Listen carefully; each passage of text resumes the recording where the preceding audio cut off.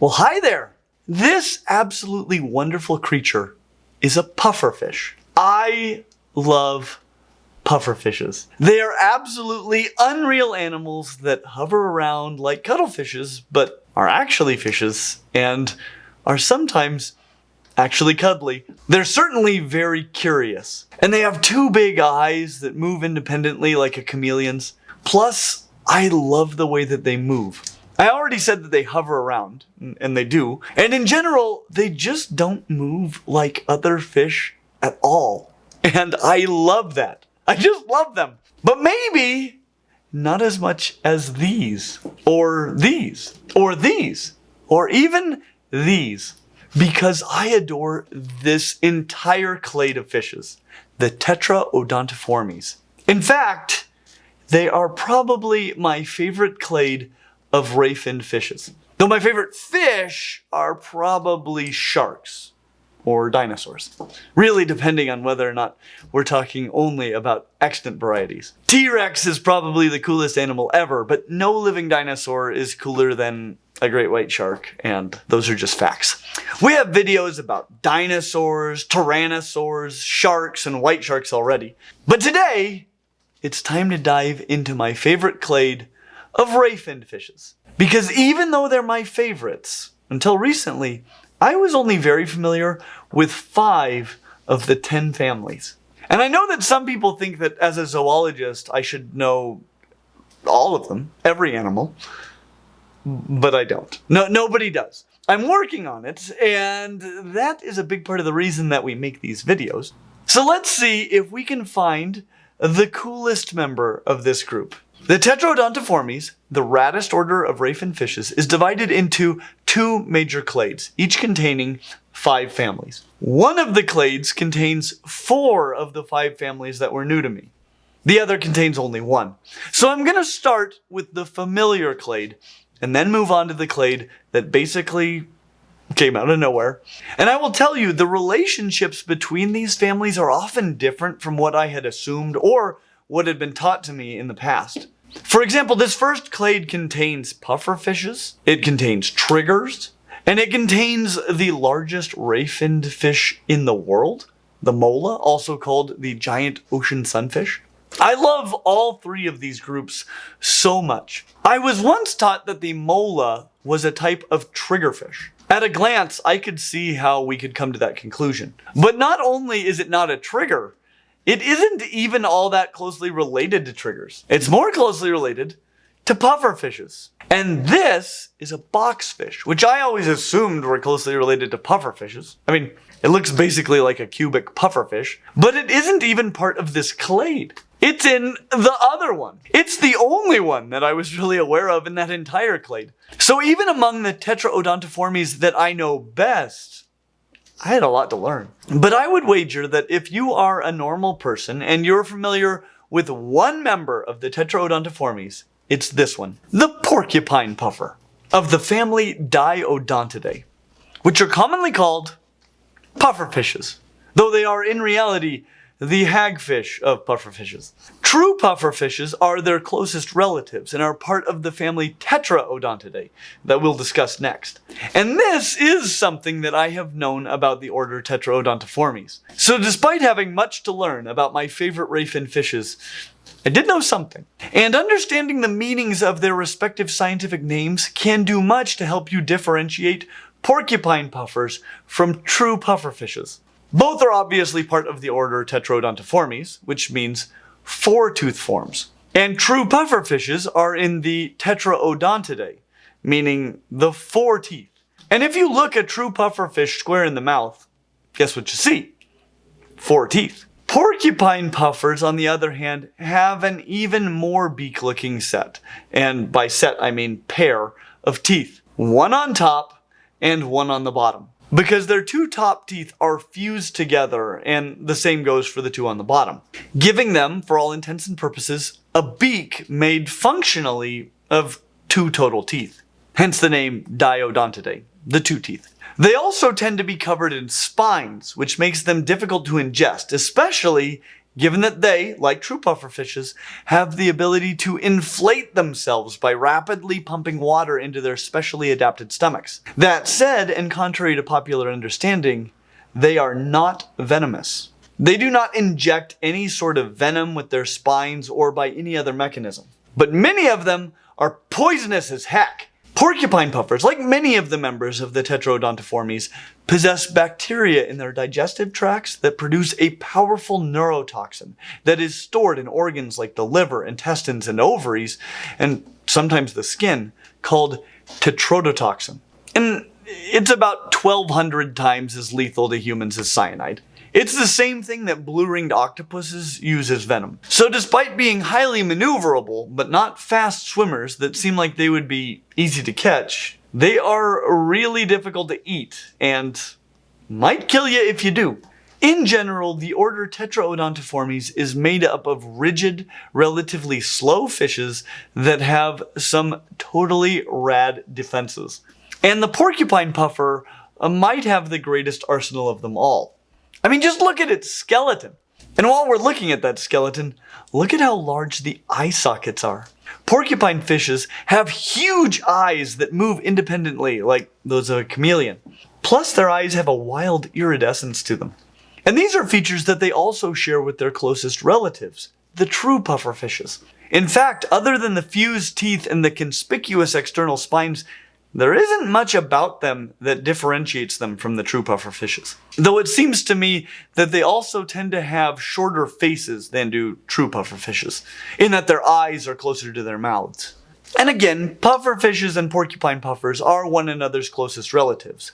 So I personally would have no problem calling porcupine puffers beaked pufferfishes, two-toothed pufferfishes, or conspicuously spiny pufferfishes, because their four-toothed closest cousins also generally have spines. They just aren't conspicuous when they aren't inflated. And many secret-spined four-toothed pufferfishes are just as poisonous as their flagrantly spiny twin-toothed cousins. And this is something that I just noticed recently, and I want to explore in the rest of this group. But pufferfishes, no matter how many teeth they have, don't have ribs. And they also don't have pelvic fins. I really had no idea what their internal skeletons looked like until recently, so the lack of ribs was neither a surprise nor something that I knew. But the lack of pelvic fins, how would I miss that all these years? And just in case you aren't aware of the normal fin layout of fish, I'll run through them. But not with this one. In general, aquatic and marine fishes have a caudal fin at the end of their tails that they use for propulsion. Though, obviously, not all of them use it for that purpose. Not all of them even have tails. I'll get to how puffers propel themselves here in a second, and some of the relatives of puffers that don't have tails at all. But puffers tend to use the caudal fin to steer more than for thrust, which you know that I love.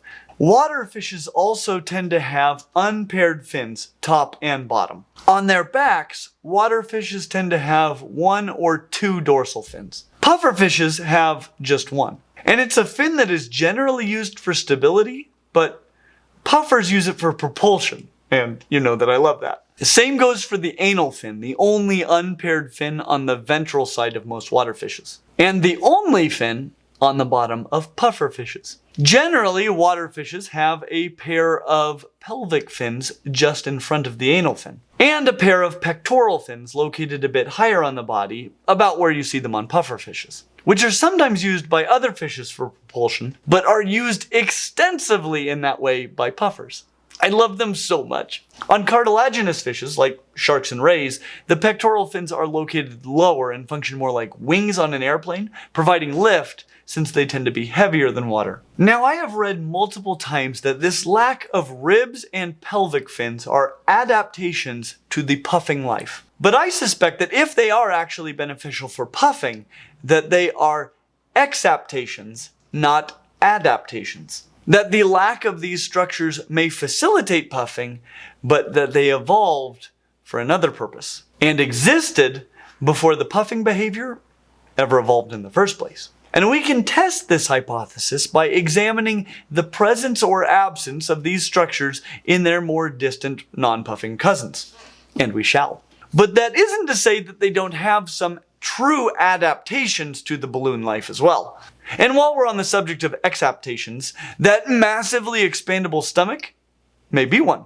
They certainly didn't evolve a stomach to fill with water. But filling their stomachs with water did come at the expense of the normal function of the stomach. You know, chemical breakdown of food. So pufferfishes have adaptations to other portions of their digestive systems to fill this role that their stomachs can no longer fill, since they're filling them with water so they don't wind up filling yours. Which is a benefit to both of you, since, remember, most of them are insanely poisonous. So, are they lacking pelvic fins and ribs to facilitate puffing? Well, let's look at the skeleton of the closest relative of the conspicuously spiny two-toothed and clandestinely spiny four-toothed pufferfishes, the molas, or ocean sunfishes of the family Molidae, which I was once taught were giant triggerfishes. But molecular, and I would argue morphological phylogenetic analysis seems to tell a different story. So, looking at this skeleton, what do you notice? I notice that it doesn't have any ribs or pelvic fins. It also only has one dorsal fin, which is part of why I would say that it is more like a puffer than a trigger, but we'll get to triggers in a moment. But if ribs and pelvic fins were lost as adaptations to the puffing life, then it happened before this ancestor, which would make molas essentially giant pufferfishes that have lost the ability to inflate themselves.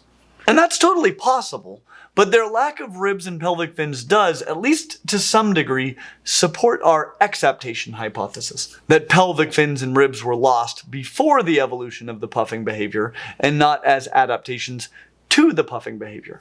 So this supports our hypothesis, but there is still a very reasonable chance that molas are just giant puffers that have lost the ability to puff. We'll have to dig a bit deeper to be very confident one way or the other. That said, I don't want to jump past the molas.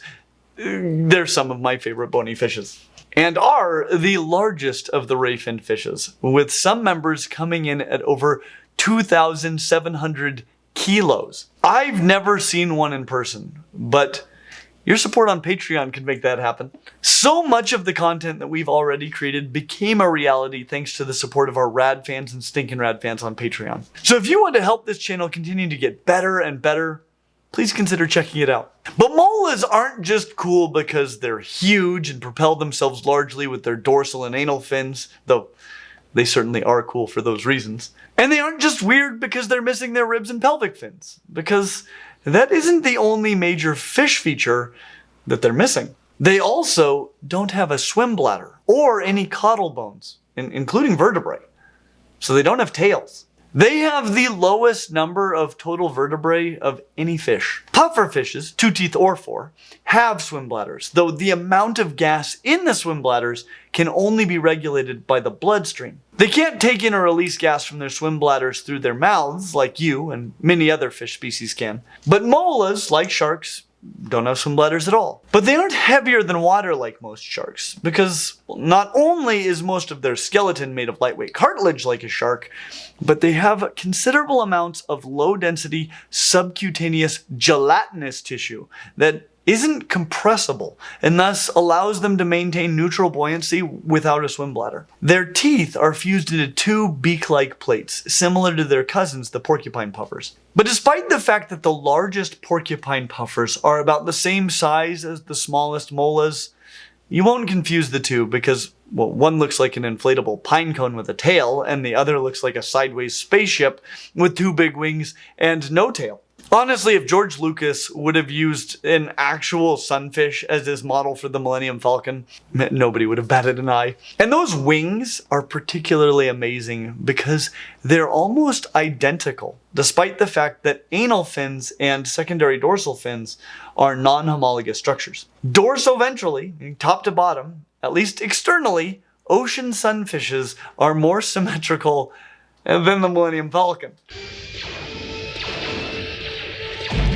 Not many vertebrates can say that. But while we don't have any bigger fish to fry today, we do have some big questions left to answer. Which is the coolest? And when did they lose those ribs and pelvic fins? Well, the closest relatives of the two pufferfishes and the mollas are the two remaining families of this first clade. The families Balastidae, the triggerfishes, and Monacanthidae, the filefishes. Only one of which was really familiar to me until recently. And just so you know, fish is for groups of the same species. Fishes is for groups of different species. But I'll start with the family I know the best. One of my favorite groups of ray-finned fishes, period, the triggerfishes.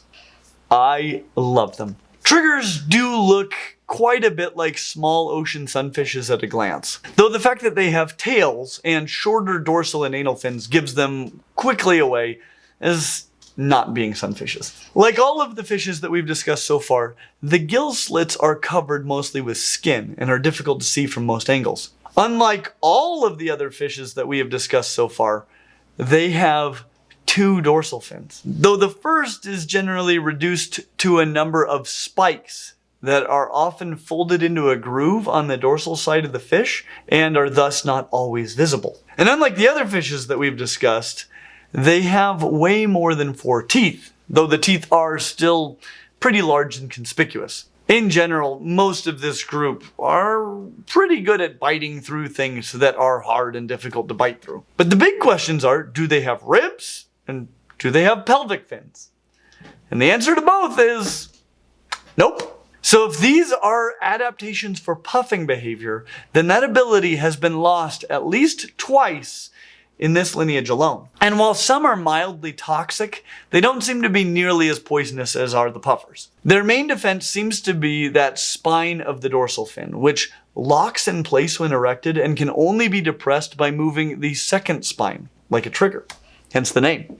And this is an attribute that they share with their closest relatives, the filefishes of the family Monacanthidae, which probably has something to do with why I wasn't too aware of the filefishes. I mean, unlike some of the members of the other clade, I at least knew that filefishes existed. I'd seen them.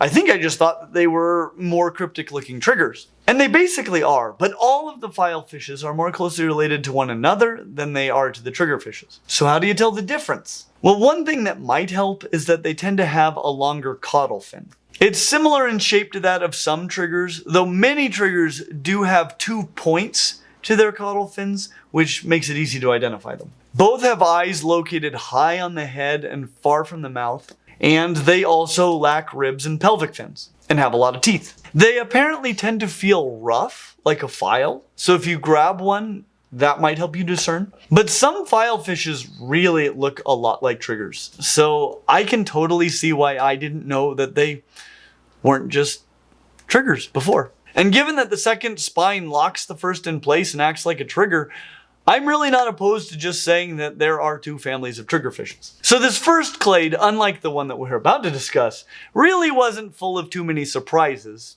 Just a bunch of rad fishes. And some evidence that a lack of ribs and pelvic fins in this group may be an exaptation to puffing ability and not an adaptation. But I think by venturing into this second clade, we're really going to be able to put that question to bed. Or not. Because the family least closely related to the other 4 in this clade, the family Triodontidae, meaning 3-tooth, are also called the 3-toothed puffer. Because they have 2 teeth on top, like a true pufferfish, but only 1 beak-like fused tooth on the bottom, like a porcupine puffer. So 3 teeth. There's only 1 species alive today, though they have a fairly rich fossil history.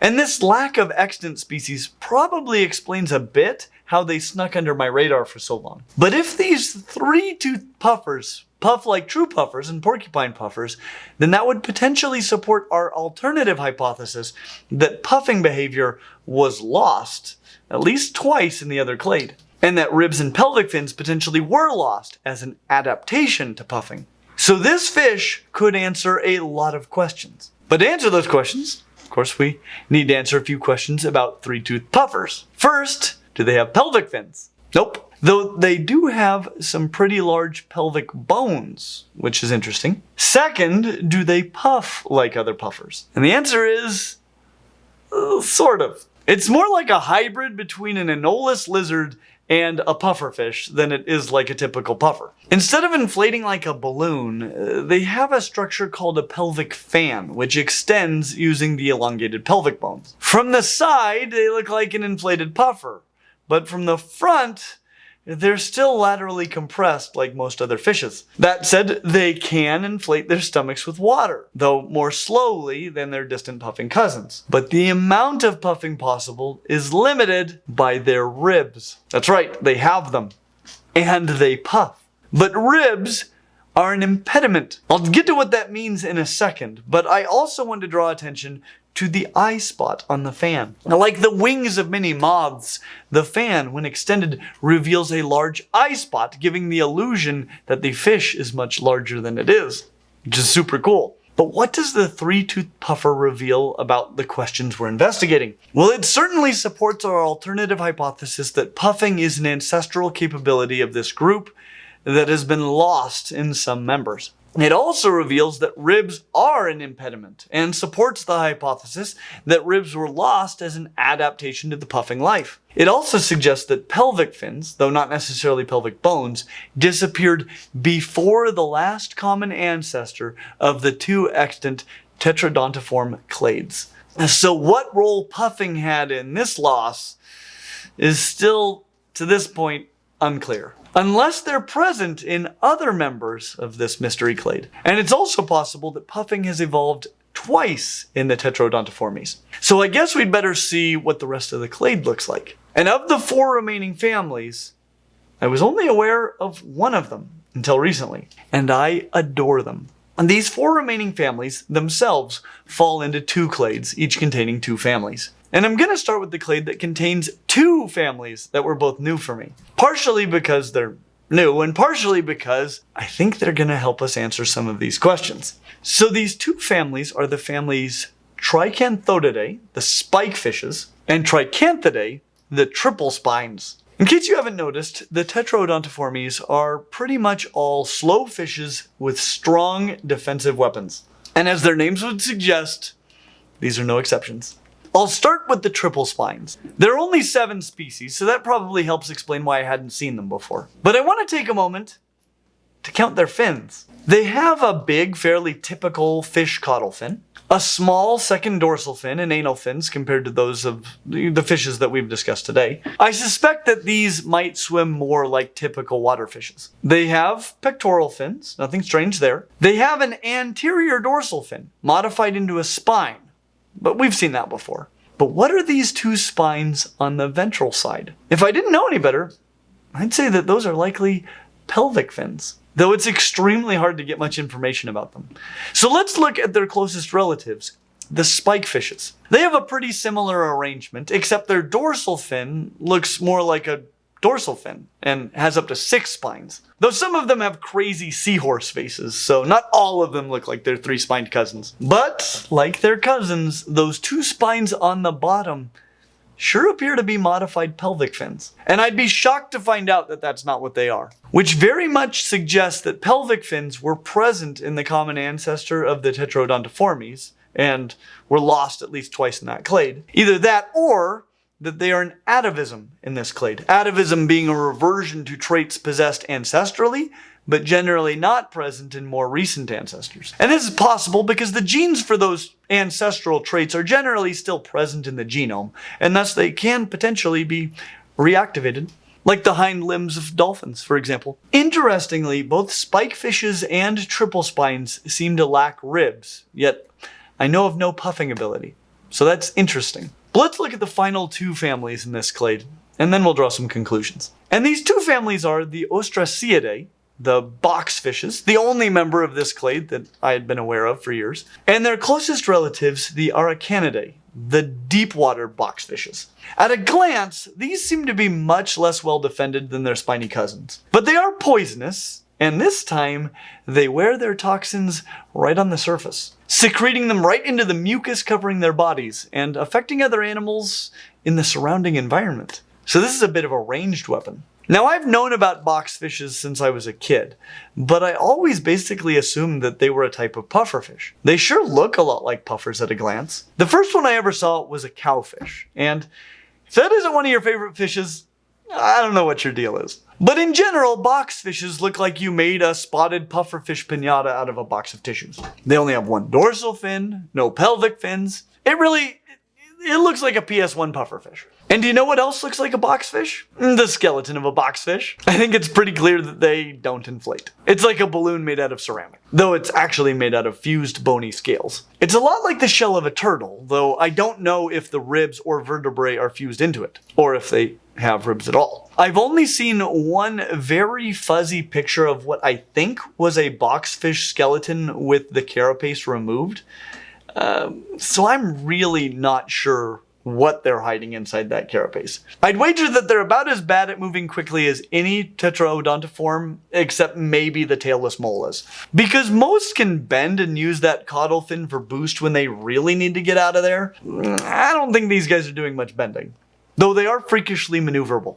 They're basically the Roomba of the sea. So they have no pelvic fins, but I have no idea what their rib situation is. I'd guess that they don't have them, based on the situation with their spiny cousins. Of course, based only on what I know from those guys, I would have predicted that boxfishes would have pelvic fins as well. So, unless one of you knows something about the hidden internals of boxfishes, our best clues may come from their closest relatives, the deep water boxfishes, which is the last family of Tetraodontiform fishes that were totally new to me. And much like I assume that filefishes were triggers, if I'd ever seen a deep water boxfish before, I'm pretty sure that I assumed that it was a boxfish. Though possibly the most hardcore boxfish that I'd ever seen. Because many of these guys have some wicked spines coming from pretty much everywhere. They also seem to be less box or triangular in shape and more like rigid pufferfishes.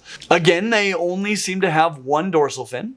They have no pelvic fins. And again, unfortunately based on one grainy image, I'm gonna say that they have no ribs. And so it is time to draw some conclusions. For some reason, three-toothed puffers have ribs. And triple spines and spikefishes have pelvic fins, though three-toothed puffers have some considerable remnants of those as well. But the widespread lack of these structures across the Tetraodontiformes sure suggests that they were lost sometime before the group, as presently constituted, began to diversify. In other words, these appear to be ancestral traits of the group. And the simplest explanation would be that they atavistically each made their return in a single clade. Ribs in the three-toothed puffers, pelvic fins in the clade of spiky guys. And if this is the case, then the lack of ribs and pelvic fins would be exaptations, not adaptations to the puffing lifestyle. And the coolest of them all, honestly, it might be the deep water boxfish. But that's not my final answer. I just love this group. But what are your takeaways? And what group should we cover next? As always, like and subscribe. I hope to see you real soon. But I would wager that if you are a normal person and you're familiar with one member of the Tetraodontiformes, it's this one. So does that make you a non-normal person? Yes. Okay. No, I don't think there's any. Clear. Yeah, no, I don't think there's any question about that. Like, come on now. We're way too deep into this. We need a whole channel called Clint's Typical Interest in Animals, and it's just like some guy also named Clint just like has a normal amount of, he's like, this is looks like a frog. Well, I think that would be us. There. Like, it's green. Looking at those legs, like, it's gotta be pretty good at jumping. I bet you see this near ponds and lakes and eats all kinds of bugs. And I don't know, whatever else frogs eat. Looks real slimy. I'm not gonna touch it though. I don't know, because it could be poisonous or venomous. I don't know what the difference is between those things. And yeah. So anyway, that's the frog. As always, like and subscribe, and we hope to see you real soon. That's the show. If we're gonna do shorts, Bizarro Clint. if we're gonna do shorts, You need to be wearing a t-shirt. yeah, oh, of course. Graphic tee. Yeah, well, I don't even like probably your business, spiked up. probably business casual, because like I'm a normal, You're a normal dude. yeah, normal guy, normal guy. Well, you should do. We could. It could be Will. This is a frog. Yeah, we could. This is a frog clade. Yeah. This is the next iteration. Is this a good bet? I would go with no. Like Well, get I a don't dog. have any pets. Get a dog. Get a normal pet like a dog. Totally controls your life.